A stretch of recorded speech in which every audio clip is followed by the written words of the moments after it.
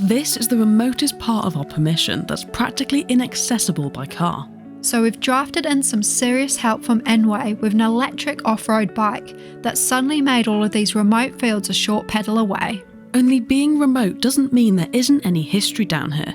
These fields have always felt very ancient, hallowed almost. This could be the most prehistoric part of our permission for all we know.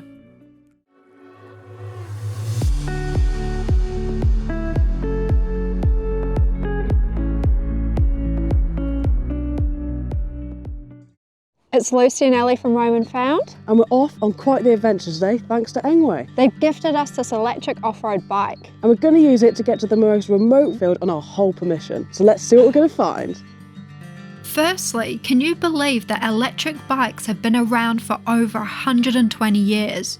The first e-bike patent was actually registered in 1895 when American inventor Ogden Bolton Jr. created a bike that featured a rear-wheel hub motor, just like our Engine Pro here, and a 10-volt battery central on the bike's frame to provide the power. And this all happened just 78 years after the bicycle itself was invented. So why does it seem like the e-bike only appeared recently?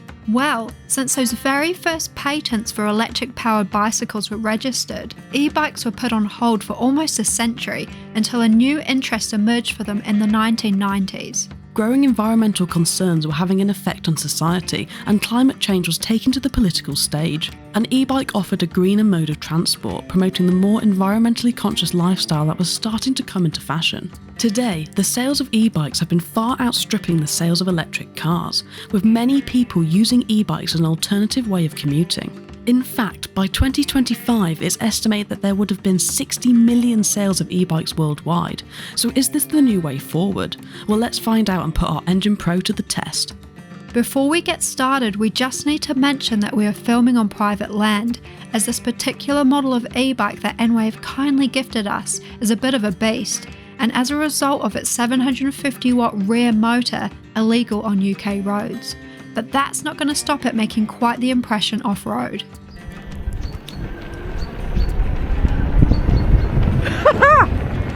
This is the Engwe Engine Pro, a 1000 watt full suspension foldable off-road e-bike. It retails for £1,349, which is seemingly good value for money for the power output it offers. According to their website, Engwe's goal is to help create a low-carbon society and produce desirable and hip e-bikes that maintain a beginner-friendly price and a functional design. It was founded by 3 enthusiasts, young riders out on an adventure who found themselves on a mountainside, pushing their pedal bikes and wishing they had some electric power to give them a boost.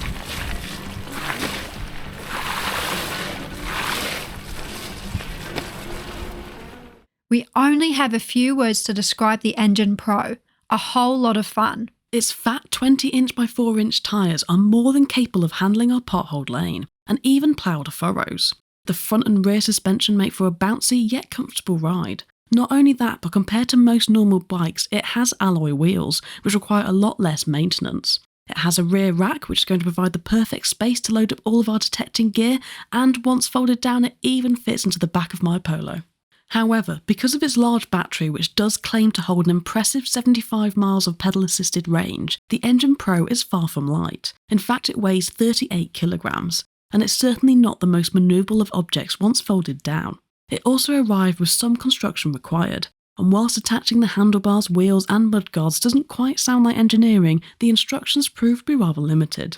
And as people with little e-bike knowledge, it did take us some time to get her going. Wow, that one's a big one!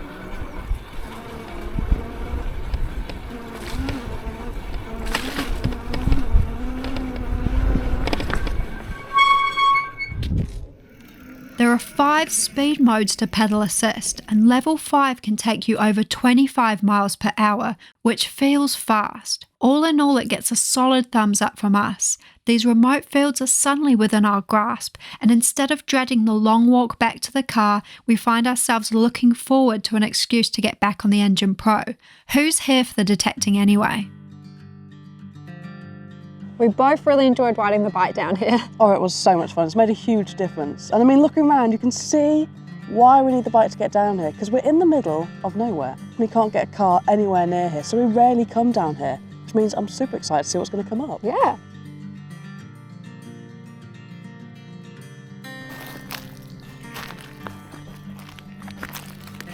Okay, so this is the first signal that I've come across. And it's a really high 20s, which is interesting. I have no idea what it's going to be. What have we got here? That's something. Oh no. Oh, what is it? I mean, it looks like a can. Looks like a can. What type of can? What's the beverage of choice? Come on. Pretty knackered can, I'd say. Quite a small one. Not much left on it to let us know what it is. There's a little bit of red there. But no, just a can. Very funny little signal. Bit trashy, I think. Shall we see if that's the case?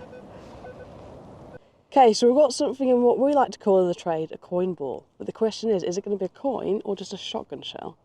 Should we have a little look? Well, it did sound very unusual. I thought it sounded like trash. Oh no. Shotgun shell, why? I was right. You were right. No. 14, 15? It's a shardy. No. No, there's too many down here. There's so many. That's like the 6th one. No, it's alright to be fair. It's quite solid. The tiniest little 5, 6 here. We'll have to see what it is. Finally, we've got our first find. Now, not all musket balls were round. This strange-looking object is known as a dumbbell shot. It consists of 2 lead balls joined together by a sprue, and was designed to have greater stability in flight and penetration.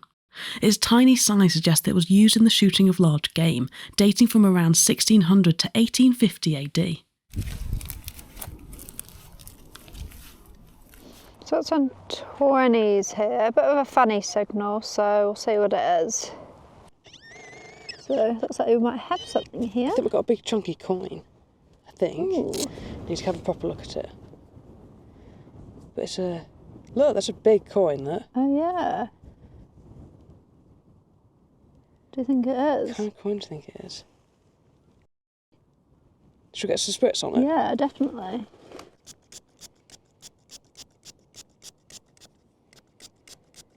Let's think. Halfpenny of some description? Yeah. I don't know if I can see anyone on it. No, if there's much left on it. Quite battered. That's definitely a toasty one. Yeah. But a halfpenny, that's a sign of life, look. Yeah, first Proper find. proper find today. Not too bad, not too shabby.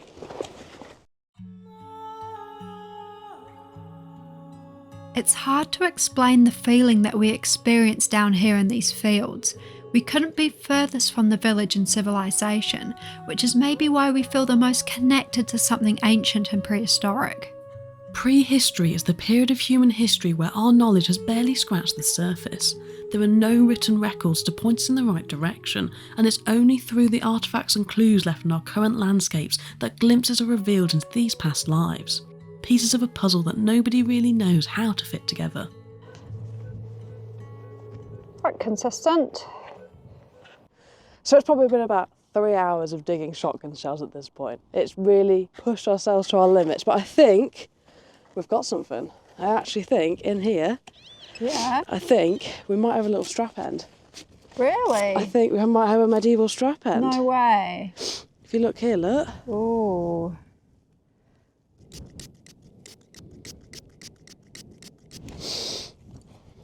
What do you think? Ooh. Is it lead? It's looking quite lead, you know. It's very unusual. Very odd. Do you think it's like maybe a lead part of knife or I something? was going to say, it kind of looks like a knife handle. Yeah, it does, doesn't it? Maybe a pewter knife handle. They did have those. Oh, yeah. At least I'm just Intriguing. happy it's not a shotgun shell. I know. That's something. There's something. It's looking a little bit sad. It is a bit sad in there at the Looking a little moment. bit sad. We've got an interesting piece of lead shot, potential Handle. lead pewter handle of some description, and a couple of nondescript. Couple more finds, I think. Yeah, keep going. So detecting isn't going all too well. Who put all of these shotgun shells here? We're generally pretty stubborn, but these endless signals of disappointment are starting to wear us down. Maybe we should just get back on the e-bike. Metal detecting is a hobby that is founded on luck, chance, and a good helping of superstition. Often when it's just you in the fields and the beeps, it does feel like there is something else out there giving you a gentle nudge in the right direction. A lot of the time you just have to trust your gut, listen to your intuition and blindly follow wherever your feet take you. It's almost a form of worship, a worship to the fields and the ancient history that you hope is beneath your feet. Only could it be that since our incredible Civil War discoveries lately, it seems we have upset the metal detecting gods, overdosed on our allowance of luck, and now left to repay the favour. It feels like a curse. Well, it's not a shotgun shell, but I'm afraid it is another one of our nemesis. I think we've had it all today, haven't The we? ringpool, the humble, hated ringpool. What a dig. What a day! Quite a clear 17, 18. A wee little guy. Oh, is it a Oh, coin? wow. Oh, it might be a coin. What? There's no shank. You sure? Yeah, is it a really small coin? Maybe get the spritz on can't it. see. Should we have a look? What are you thinking, Ellie? Thinking we have got a button. There's traces of a bit of like silver guilty like tombackness going on. I think I can see where the shank used to be. But it's turned into a very small, deceptive little coin. But a small button.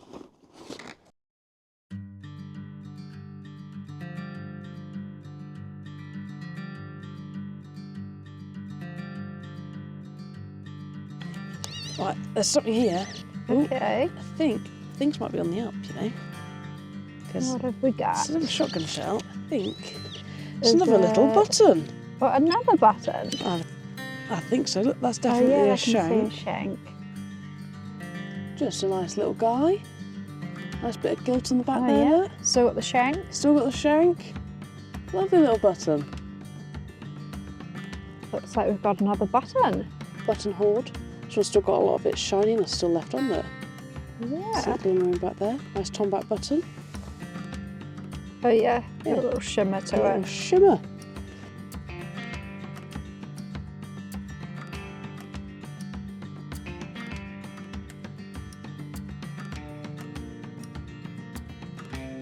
I've just spotted this tiny bit of pottery. It has some words on it. I thought it said cat for a second, but I think it says gat. Maybe gate? I don't know what it would have actually said. How cool! Bit of text. Don't think there's anything on the other side. But gat. Some 20s here. See what it is? Love it when the whole fills with water. Yeah, it's a bit gross, isn't it? It's like I'm digging in a small lake. I quite enjoyed having dry gloves. Ooh. And that's got it? No. Oh no. What we got, Ellie? I think it's a big old bowl. Wow. Look at that. What have we got? Well, I think for once it's not a shotty. Ooh. I think we've got, it's looking like a tomback button. Yeah. Most of a tomback Ooh. button. Do you reckon it's got Maybe any then. design on it? That's definitely a tomback button, look. Nice and shiny. So how do you spot a tomback button? The vast majority of the buttons that we tend to find are made out of a material that is known as tombac, a zinc and copper alloy that was widely used during the 17th and 18th centuries. It was designed to emulate silver, and often they still retain their shininess, such as in this one here. Even after centuries in the earth, they are made in one piece, and many have a raised soldered cone on the back from which the loop protrudes. It's even common to find them engraved with various geometric and floral designs, and in America they are a great find of colonial history. Doesn't sound too bad.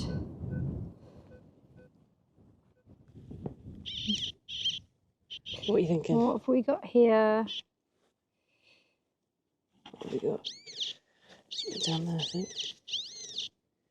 Ooh. It's a shiny big button. A big shiny button. Just got a tin full of buttons at the minute. Buttons galore. Buttons galore are the only things that we aren't cursed from finding. A big tin full of buttons at the moment. I've never seen so many. Here in Lincolnshire we have rather humble beginnings, historically emerging as a farming community somewhere between 4000 to 3000 BC. Prior to that, people tended to travel through rather than settle. The geography of our county, such as the high limestone belt and low-lying marshes, provided more of an ancient highway than a home. It's not until the Iron Age that Lincolnshire begins to see a community of settlements flourishing, exploiting the farming landscape and prominent salt industry at the time. Then the Romans invade and the rest is history. But there is something magical about these early settlers of the Iron Age and prior, a curiosity to fill in the gaps of our knowledge. When it comes to this prehistory, the location of artefacts provides some of the only data available, and often metal detecting practices are a large contributing factor to filling in some of the blanks. Only finding a piece of Iron Age here on our permission seems like a long dream away on days like these. No. That's a shot. Oh. Okay, best signal I've heard in a while. So let's see if it's something a little bit more interesting. Right, bets on this being a shot. What are you thinking? It's quite high. But I don't know, it sounded okay. A nice buckle would be nice. Buckle or coin. What? Shot. No! No! 1920. Could be good. What have we got? Is the curse broken? Can we break the curse? Whatever it is in my hand. What do you think it's going to be? Look, shall we? It's looking... Ooh, Ooh. what's that? What do you think we got? Should we use the Wait, spritz on it? turn it over. Yeah. What we got? It's not. Surely not. No way. Is it? Don't know, we need to clean it. So this has possibly been, I think, one of the longest digging days we've ever Like, had. the worst. The worst. We were We've only found buttons. We were getting to the point where we're like, can we break the curse? It was literally felt cursed. We've only found buttons. We found about 500 shotgun shells. And I think I might be holding a Celtic stater. I think we could be. Like, I think this we're is holding a Celtic stater. unreal. I was literally about to like just throw in the towel. I was like gonna throw in the towel. I know, I was very close to saying, shall we just call it a day and go home? This coin is one of the few reminders of an ancient society that existed over 2,000 years ago. I thought we had another button, you know. No, it was too chunky, and then I could see pattern, and then the back. If you get the back is flat and it's like a little bit concaved, which is like classic Celtic coin. Yeah, I know. Wow, holy. What have we got? Please be what? Is it what we think it is? God, I need a new spritz bottle. At least spritz ain't spritzing. Oh, I think that's looking like a Celtic I think coin. it is. I can't believe it. Oh my God. Wow, the details on it. What the hell? We've had one of the worst days. What colour is that? Wow, that is a coin. I can't wait to find out what tribe it's from. I know. Like, Oh, it's got some really nice patina. Like if you turn it over, oh, he's got some lovely colour. it's on the almost back, like isn't it? Yeah. a little bit of like bronzy gold on there. That's so nice. Wow, that is a bucket lister for us. That I is know. our best ever Celtic coin. 100%. Look at that. Oh wow. I'm shocked. I can't believe it. I'm 100% shook. 100%. We would like to introduce you to the Corioltavi tribe, the people who inhabited Lincolnshire during the Iron Age. We may call them the Corioltavi tribe, but they were actually made up of a series of communities, small clans and families that were all associated under one overarching tribal structure. Their capital is believed to have been based at Leicester, with a large mint at Sleaford and another important centre here at Lincoln. Only what we know is incredibly limited. We only know their name because the Romans wrote it down when they invaded. The Corioltavi coins are one of the most important pieces of evidence we have left behind of this little known tribe, especially as not all Iron Age tribes had coins at this time. This is a South Ferriby type base gold stater, originally minted in the Lincolnshire village of South Ferriby, that is found on the banks of the Humber and most likely provided an important point for trade. Iron Age coins were some of the first coins to ever be minted in Britain, and the Corrioltavi are the most northern tribe to mint them. In fact, we know nothing of the rulers of the Corrioltavi beyond what is recorded on their coins. Ours is uniface and dates from 45 to 55 BC, depicting an abstracted horse made up of crescent shapes with a star sun pictured below, two incredibly important and worshipped symbols in Celtic society, lifestyles and mythology. Honestly, I am so shocked by this find. Look at that. I mean, I feel like that goes to show you. Perseverance. Never give up. We've dug so many shotgun shells, we've dug so many buttons. Like, I thought this dig was a write-off. Yeah, and that is, wow. Wow. Something special. Something special. And the sun's come out. I know. Have we done it? Have we broken the curse? All along, our gut feeling of an ancient land down here has just been proven true. We've just found one of the oldest types of coins that can be found in Great Britain. We simply had to remove one bucket load of shotgun shells to get here. If you'd like to come on another digging adventure with us, then check out this video. Thanks for watching.